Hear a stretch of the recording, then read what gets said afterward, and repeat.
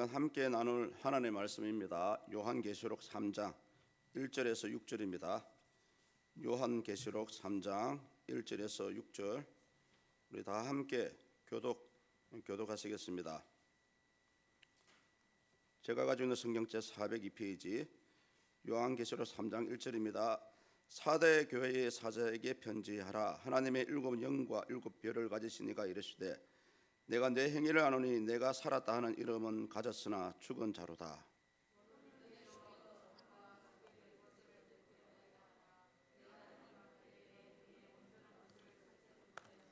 그러므로 내가 어떻게 받았으며 어떻게 들었는지 생각하고 지켜 회개하라. 만일 일깨지 아니하면 내가 도둑같이 이르리니 어느 때에 내게 이르는지 내가 알지 못하리라.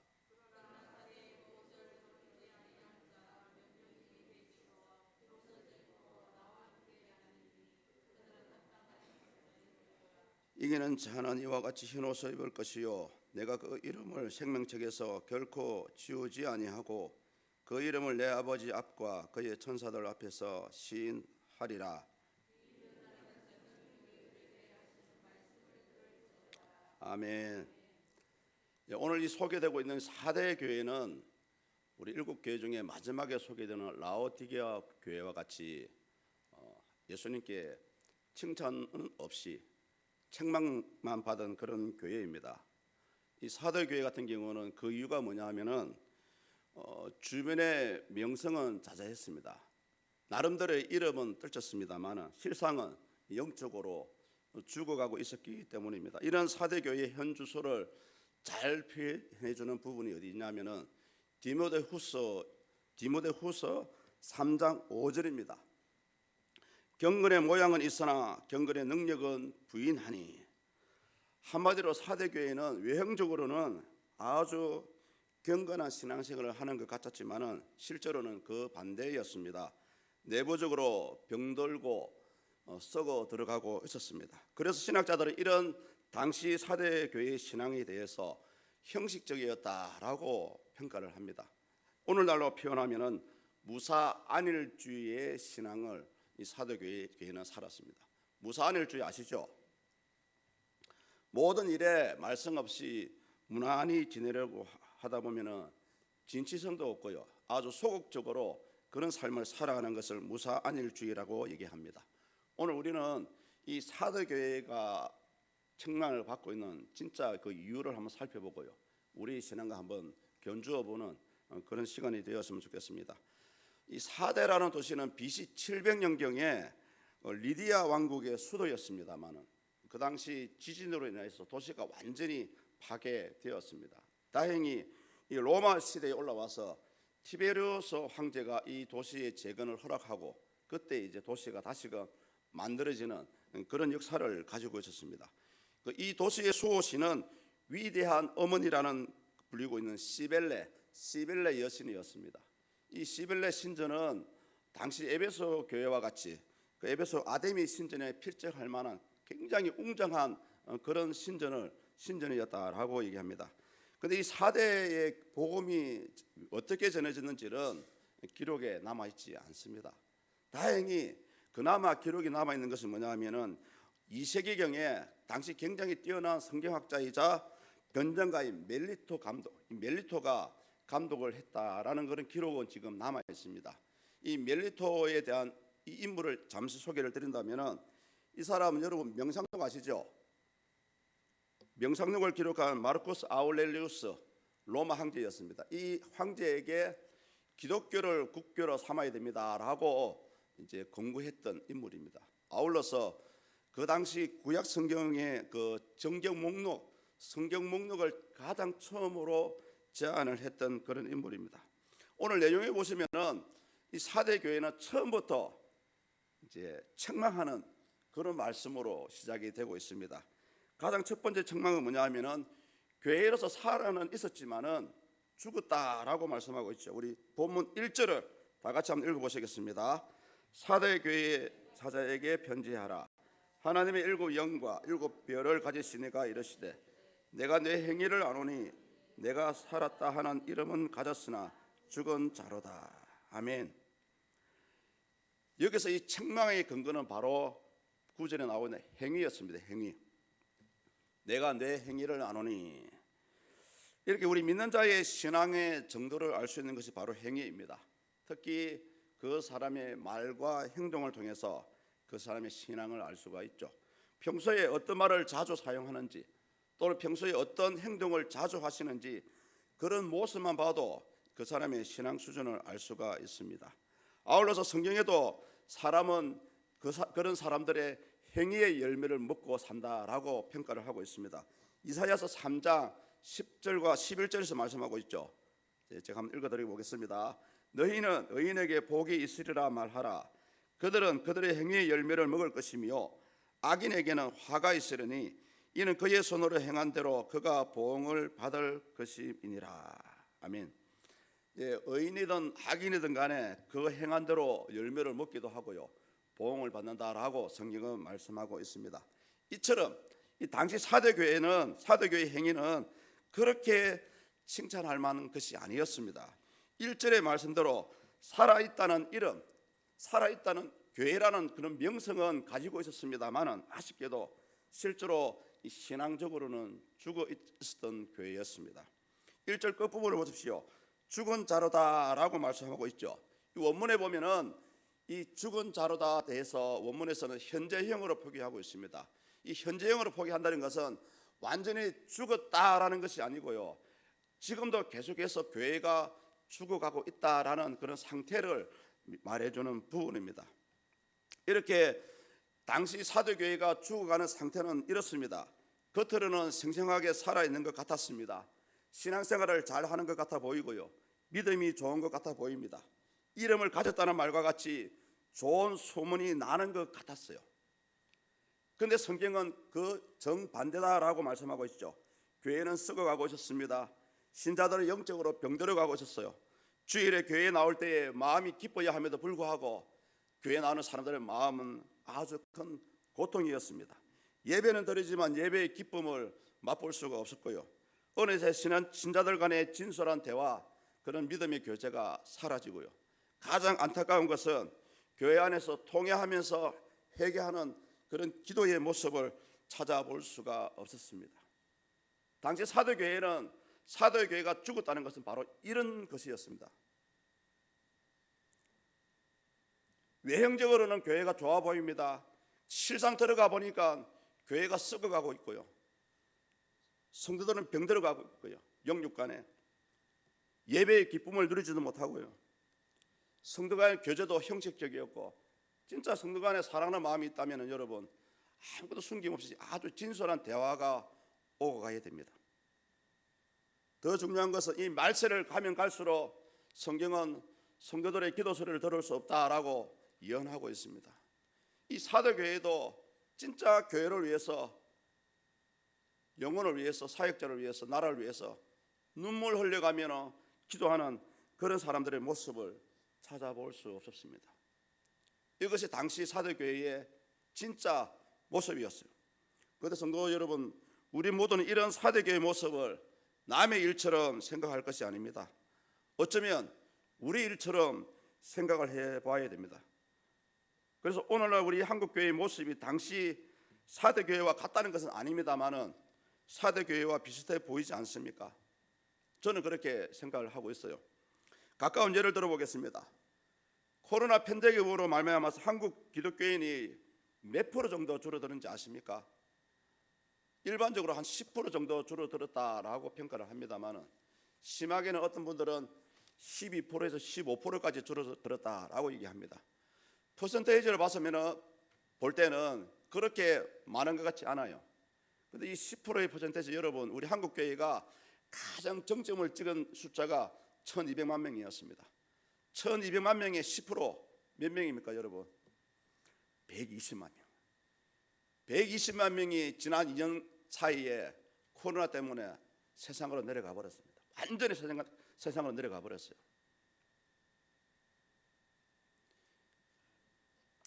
저와 여러분들 이런 말세의 시대를 살아가고 있다니까요. 또 하나의 책망하는 이유는 무엇인지 아십니까? 이 사도교회 사람들은 신앙이 변질되었습니다. 2절 하반절 보십시오. 내 하나님 앞에 내 행위 온전한 것을 찾지 못하였노니. 온전한 것을 찾지 못하였노니.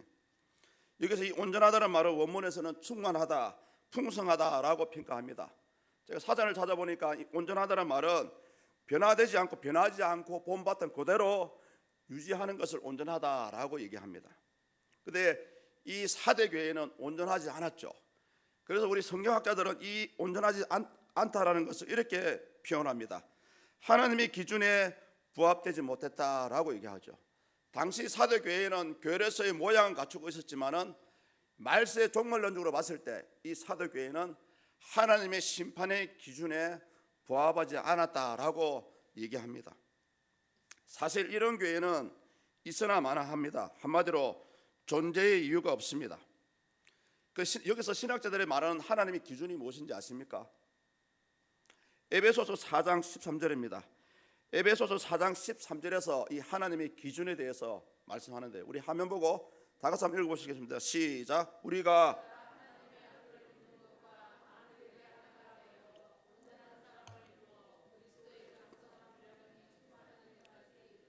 아멘. 하나님의 기준은 이 그리스도의 장성한 분량이 충만한 데까지 이르는 것입니다. 사대 교회도 이런 기준에 못 미쳤고요. 어떻게 보면 오늘 살아가는 저와 여러분들도 이런 기준에 들어가는지 한번 우리 스스로 한번 평가를 해보아야 됩니다. 이 말은 한마디로 이 교회의 존재 이유를 얘기합니다. 사대 교회의 존재 이유가 무엇입니까? 교회는 불신앙적인 세상을 향해서 이 구원의 복음을 전해야 합니다. 당시 사대 교회는 외적으로 교회였지만은 그런 예수님의 정인된 삶을 살지 못했다는 것입니다. 오늘날도 마찬가지입니다. 오늘날도 우리도 과연 이 교회가 교회로서 존재 이유가 무엇인지 살펴봐야 됩니다. 예수 그리스도의 복음과 함께 주님의 사랑을 말로만 하는 사랑 말고요, 진짜 저와 여러분들의 섬기는 모습으로 주님의 사랑을 전해야 됩니다. 이것이 오늘날 교회와 우리 여러분들이 가지고 있는, 저와 여러분들이 가지고 있는 사명입니다.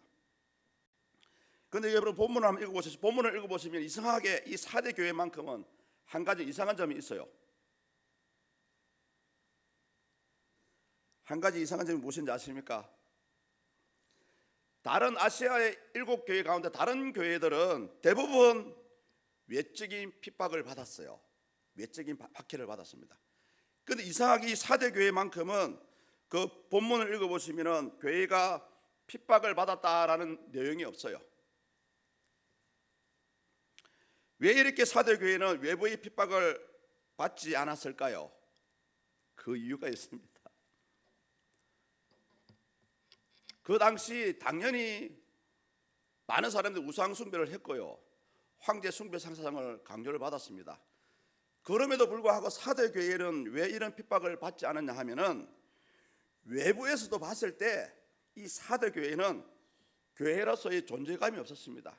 그런데 굳이 이 교회를 받게 할 만한 이유가 없었다는 거죠. 그 정도로 사대 교회는 교회로서의 역할을 감당하지 못했습니다. 굳이 놔줘도 저절로 사라지는 교회이기 때문에 굳이 박해할 필요가 없었죠. 이런 교회를 향해서 우리 예수님은 다시 한번 이 문제를 해결할 수 있는 그런 처방책을 내려주고 있습니다. 가장 첫 번째 처방책은 뭐냐 하면은 본문 2절에 나오죠. 일 깨고 그 남은 바 죽게 된 것을 굳게 잡아라 라고 말씀합니다. 우리 2절을 다 같이 읽겠습니다. 너는 일 깨어 그 남은 바 죽게 된 것을 굳건하게 하라. 내 하나님 앞에 내 행위의 온전한 것을 찾지 못하였노니. 아멘. 일 깨우라는 말은 뭐냐 하면은 영적으로 죽어가는 상태에서 이제는 각성하고 사망의 잠에서 깨어나라, 그런 말씀입니다. 아울러서 그 남은 바 죽게 된 것을 굳게 하라는 말씀이 나오죠. 이것은 한마디로 남은 자의 사상을 얘기합니다. 본문 4절에도 보시면은 몇 명이 살아있다라고 얘기하고 있죠. 흰 옷을 입고. 마찬가지입니다. 당시 사대 교회는 죽어가고 있었지만은 모두가 영적으로 죽은 것은 아니었습니다. 그 가운데 일부라도 믿음이 살아있는 사람들이 남아 있었어요. 그래서 예수님께서 그 남은 바 죽게 된 것을 굳게 하라는 말씀은 뭐냐 하면은, 비록 소수이지만은 교회가 죽어가고 있고 썩었지만은 그 가운데 믿음이 살아있는 사람들이라도 힘을 내어서 다시금 교회를 살려내라, 활력을 넣어라, 그런 말씀입니다. 많은 분들은 이런 사명감을 받은 분들이 있어요. 교회마다 교회의 활력소가 되고요, 교회를 깨우는 이런 사명을 받은 사람들이 있습니다. 본인들은 알아요. 그렇다면 이런 사명감을 가지신 분들은 너무 큰 그림을 보지 마시고요, 나에게 주어진 사명대로 끝까지 감당을 해야 됩니다. 여러분의 섬김을 통해서, 여러분의 활력을 통해서 교회가 깨어날 수가 있습니다. 오늘 예수님께서 사대 교회에게 이렇게 말씀하시는 겁니다. 또 한 가지 처방책은 뭐냐면은 아주 중요한 거죠. 회개하라는 말씀입니다. 본문 3절 앞부분을 보십시오. 그러므로 내가 어떻게 받았으며 어떻게 들었는지 생각하고 지켜 회개하라. 어떻게 보면 우리 성도들이 하나님의 은혜, 하나님의 그 구원의 은혜를 확실히 받을 수 있는 이 회복의 보정수표가 바로 회개입니다. 여러분 아십니까? 세월이 종말의 시대를 가면 갈수록 사람들의 이 회개의 기도가 사라진다라고 얘기합니다. 우리 교회는 아니지만 어떤 교회들은 왜 맨날 할 때마다 회개 기도를 해야 되냐, 이런 불평불만을 하시는 분들도 있다고 얘기합니다. 그런데 예수님께서는 당연히 이 문제를 근본적으로 해결하기 위해서는 회개가 필요하다라고 말씀하시면서 회개하는 방법까지도 가르쳐주고 있죠. 먼저 우리가 짚고 넘어가야 될 부분이 이거죠. 사대 교회에게 이렇게 말씀하셨습니다. 어떻게 받았으며 어떻게 들었는지 생각해 보라, 이라는 거죠. 이 말씀은 뭐냐면, 당시 사대 교회도 교회가 세워질 때 분명히 사람들은 누군가를 통해서 복음의 소식을 들었습니다. 또 누군가를 통해서 그 복음의 소식을 통해서 진짜 하나님 살아계심을 체험했을 것이고요, 은혜가 충만했을 것입니다. 그렇기 때문에 사대 교회가 교회로서 세워질 수 있었거든요. 그러니까 이 말씀은 뭐냐면, 그 당시 처음 하나님을 만나고 처음 교회가 세워질 때의 그 마음의 상태를 다시 한번 회복하라는 말씀입니다. 어떻게 보면은 계시록 2장 5절에 나오는 에베소 교회에게 주신 말씀과 똑같습니다. 어디서 믿음이 어디서 떨어졌는지를 생각하고 회개와 함께 처음 행위를 가지라라고 말씀하셨죠. 오늘 예수님께서도 이 사대 교회에게 이렇게 말씀하십니다.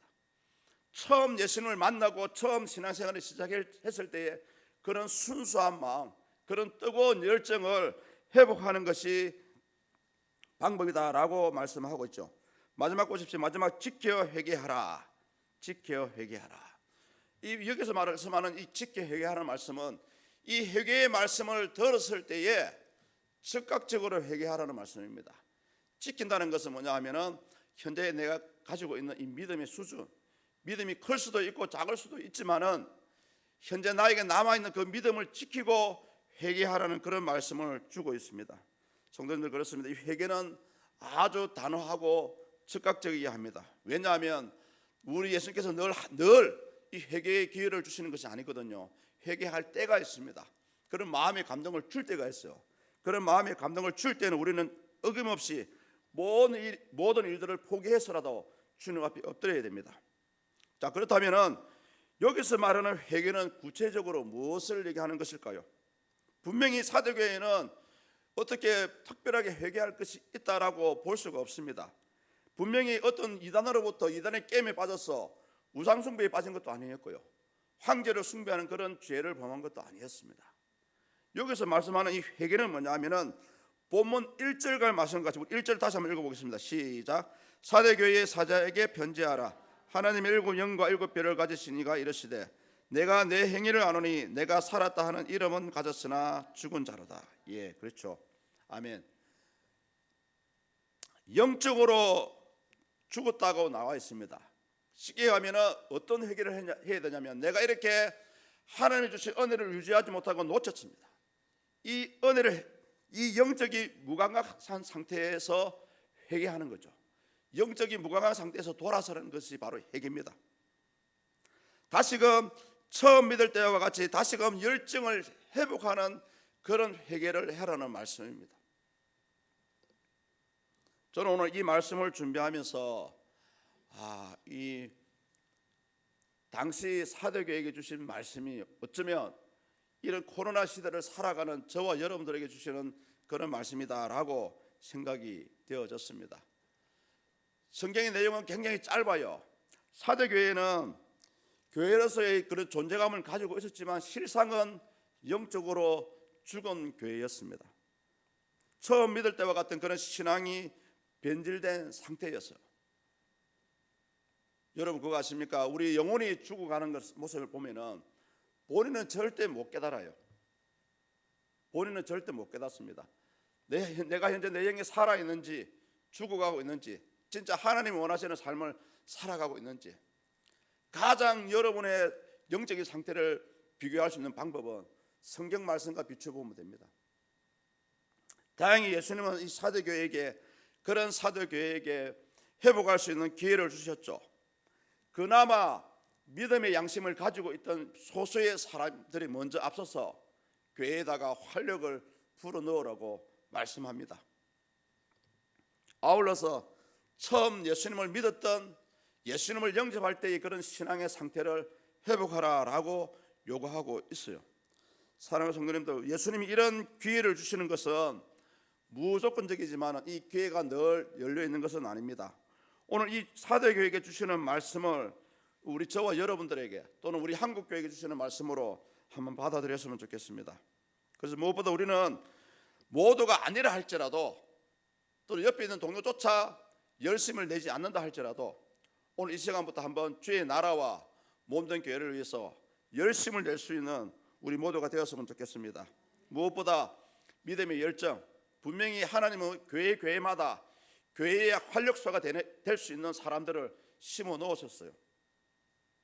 그런 분 계시죠? 손 들지 마시고요. 분명히 하나님 주신 사명이 있습니다. 그런 분들은 비록 10명, 100명 가운데 99명이 죽어가고 있다 할지라도 여러분들은 그런 사람을 바라보는 것이 아니고요, 여러분 나 한 사람을 통해서 이 99명을 살리라는 그런 사명을 하나님이 주셨다는 것입니다. 오늘 사대 교회 안에도 교회가 썩어가고 있고 죽어가고 있었지만 일부 몇 사람들은 그래도 하나님 보시기에는 그 거룩한 행세를 통해서 흰옷을 입히고 있다라고 말씀하고 있지 않습니까? 저와 여러분들이 그런 사람이 되었으면 좋겠어요.